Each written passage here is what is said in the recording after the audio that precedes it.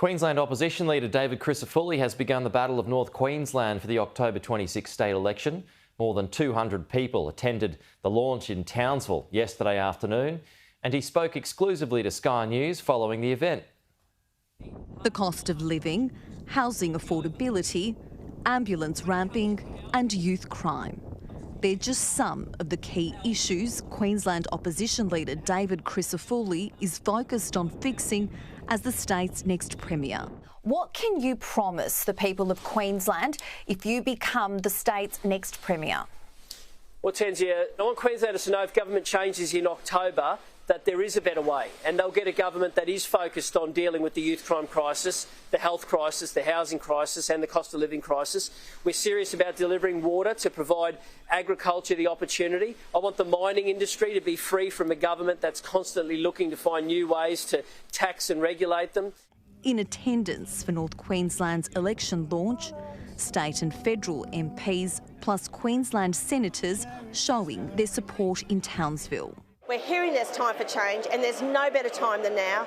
David Crisafulli is here today. We're so excited to have him here and it shows his true support for our region. I am out there knocking on the community's doors and I am hearing repeatedly crime, crime, crime. There is not one person that I have spoken to that hasn't been a victim of crime or knows somebody who has been a victim of crime. The LNP are committed to making our community safer with our Making Queensland Safer laws. From July 1, Queenslanders will receive a further $1,000 energy rebate on top of the federal government's $300 rebate.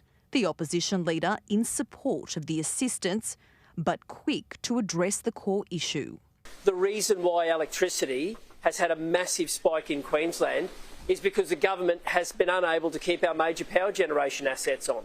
We are determined to deliver a maintenance guarantee. The state's new $350 million fund to fast-track infill development also front of mind. 3 years ago, the state government announced a $2 billion housing investment fund and it's delivered 0 new homes.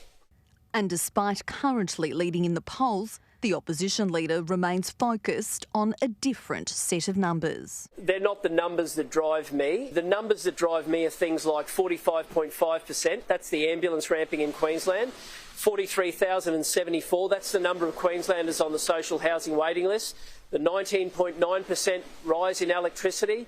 They're the numbers that drive me. Hortensia Beret, Sky News.